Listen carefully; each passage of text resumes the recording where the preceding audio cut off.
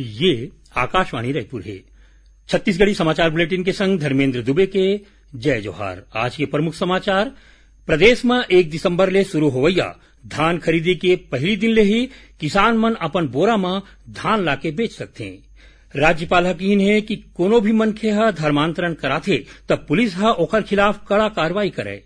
और प्रदेश में petrol diesel ऊपर वैट कम करे के मांग ल लेके 20 नवंबर के भारतीय जनता पार्टी ह जम्मो जिला मन में चक्का जाम करही। अब समाचार विस्तार ले। प्रदेश में 1 दिसंबर ले शुरू होवैया धान खरीदी के पहली दिन ले ही किसान मन अपन बोरा में धान बेचे बर ला सकही। किसान मन के सुविधा ला ध्यान में राखत मुख्यमंत्री ह ए फैसला ले हे। राजनांदगांव जिला के कुमरदा गांव में देवारी मिलन और कृषक सम्मान में संबोधित करत कृषि मंत्री रविन्द्र चौबे बताइन कि किसान मन ला धान बेचे में कोनो प्रकार के परेशानी झन होवे एखर बर ए व्यवस्था करे गे हे। ओमन बताइन कि ऐसो प्रदेश में 105 लाख मीट्रिक टन धान बिसाए के अनुमान है। किसान मन ला धान खरीदी के पैसा ला 1 दिसंबर ले जारी कर दे जाही। ए मौका में कृषि मंत्री करीबन 3 करोड़ रुपया के लागत वाले कोलियारी जलाशय और नहर लाइन के कामकाज के भूमि पूजन करीन। ओमन जिला के सफल किसान मन ला प्रतीक चिन्ह और प्रशस्ति पत्र दे के घलो सम्मानित करीन। कृषि मंत्री राजनांदगांव में राज्य स्तरीय कृषि मेला राखे के घोषणा करीन है। राज्यपाल अनुसुईया उइके कहिन है कि कोनो भी मनखे लालच देके या अपन ताकत दिखा के धर्मांतरण कराथे तब पुलिस ओकर खिलाफ कड़ा कार्रवाई करे। राज्यपाल यहो कहिन कि आम लोगन मन के संग विशेष रूप ले आदिवासी मन के प्रति पुलिस अधिकारी और कर्मचारी मन के व्यवहार ठीक ठाक रहना चाहिए। राज्यपाल ए बात प्रदेश के नवा पुलिस महानिदेशक अशोक जुनेजा ले मुलाकात के दौरान कहिन। मुख्यमंत्री आज भिलाई चरौदा नगर निगम क्षेत्र में करीबन 41 करोड़ रुपया के कामकाज के लोकार्पण और शिलान्यास करीन। ए मौका में मुख्यमंत्री भिलाई 3 के मिनी स्टेडियम ला स्टेडियम के रूप में बनाए के संगे संग कुंदरापारा के विस्थापित लोगन मन ला पट्टा दे के और Swami Atmanand English medium school में सीट ला बढ़ाए के घोषणा करीन। एकर पहले मुख्यमंत्री आज दुर्ग जिला के जामुल नगर पालिका क्षेत्र में 7 करोड़ रुपया के विकास काम के लोकार्पण और भूमि पूजन करीन। उच्चतम न्यायालय पास्को अधिनियम के तहत दुष्कर्म मामला में शारीरिक स्पर्श के मारे में बंबई उच्च न्यायालय के फैसला ला रद्द कर दे है। उच्च न्यायालय पास्को अधिनियम के अनुच्छेद 7 में अपराध के विवेचना में शारीरिक स्पर्श ला जरूरी शर्त माने रहीन। उच्चतम न्यायालय सीबीएसई और आईसीएसई के 10वीं और 12वीं के बोर्ड परीक्षा ला हाइब्रिड मोड में कराए के आदेश दे के 6 जिन छात्र मन के याचिका ला खारिज कर दे है। ये दोनों परीक्षा ऑफलाइन हुआ थे। न्यायमूर्ति एम खानविलकर और सीटी रवि कुमार के खंडपीठ कहिन है कि परीक्षा शुरू हो चुके है और ऐसन बेरा में कोनो भी प्रकार के दखलंदाजी करे में परेशानी हो सकती। केंद्रीय ग्रामीण विकास और पंचायती राज मंत्री गिरिराज सिंह राज्य मन ले पंचायत अधिनियम 1996 के प्रावधान मन ला प्रभावी ढंग ले लागू करे बर कहे हे। ये अधिनियम छत्तीसगढ़, झारखंड, मध्य प्रदेश और ओडिशा के संगे संग 10 ठिन राज्य में लागू है। एति प्रदेश के पंचायत और ग्रामीण विकास मंत्री टीएस सिंहदेव कहिन है कि पेशा कानून ला प्रभावी ढंग ले लागू करे बर नियम बनाए के काम तेजी ले चलत है। विभागीय समीक्षा बैठक में ओमन कहिन कि पंचायत और ग्रामीण विकास विभाग पेशा कानून ला लागू करे में जुटे है। ये नियम ला बनाए बर पाछू 1.5 साल ले आदिवासी विकास खंड के लोगन और आदिवासी समाज के प्रतिनिधि मन के संगे संग जनप्रतिनिधि मन ले गोट बात करके सुझाव ले जाते। बैठक में अनुसूचित जाति और अनुसूचित जनजाति विकास मंत्री डॉक्टर प्रेमसाय सिंह टेकाम और कोरबा के सांसद ज्योत्सना महंत के संगे संग आने विधायक मन घलो अपन सुझाव दे हवे। पंचायत मंत्री बैठक में बताइन कि ए नियम के मसौदा पर राजस्व, वन, आदिवासी, श्रम, गृह, आवास और पर्यावरण विभाग ला घलो जरूरी कार्रवाई और सुझाव बर भेजे गए है। छत्तीसगढ़ी समाचार बुलेटिन आप मन आकाशवाणी रायपुर ले सुनत हव।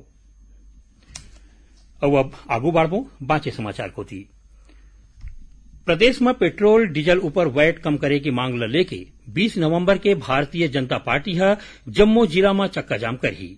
प्रदेश भाजपा अध्यक्ष विष्णुदेव साय पत्रकार मन ले गोट बात करत बताइन कि चक्का जाम बिहनिया 11 बजे ले 1 बजे तक चलही। ओमन राज्य सरकार ऊपर आरोप लगाइन है कि आने आने कल्याणकारी योजना और अपन कथित सफलता के गोट बात के नाव में गलत बयानबाजी करत है। प्रदेश में बिजली उपभोक्ता मन डहर ले पाछू महीना बिल के संग जमा करेगे अतिरिक्त सुरक्षा निधि ला आधा कर देगे है। छत्तीसगढ़ राज्य बिजली उत्पादन कंपनी घरेलू उपभोक्ता मन ला थोरकुन राहत देवत किहिन कि उपभोक्ता सुरक्षा निधि के आधा रकम के संग बिजली बिल जमा कर सकते हैं। जौन उपभोक्ता मन सुरक्षा निधि के पूरा रकम के संग पाछू महीना के बिजली बिल जमा कर दे है ओमन ला अवैया महीना ओकर बिजली बिल ला कमती करके दे जाही। पढ़ना लिखना अभियान के बेरा ला 6 महीना भर बढ़ा देगे है। राज्य साक्षरता मिशन प्राधिकरण के संचालक राजेश सिंह राणा बताइन कि ए अभियान में राज्य के 2.5 लाख निरक्षर मन ला साक्षर करे के लक्ष्य मिले है।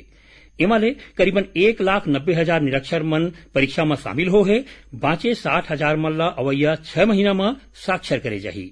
ओमन बताइन कि छत्तीसगढ़ एकलौता राज्य है जहां साक्षरता परीक्षा के परिणाम ला स्कूल शिक्षा के पोर्टल में अपलोड करेगे है।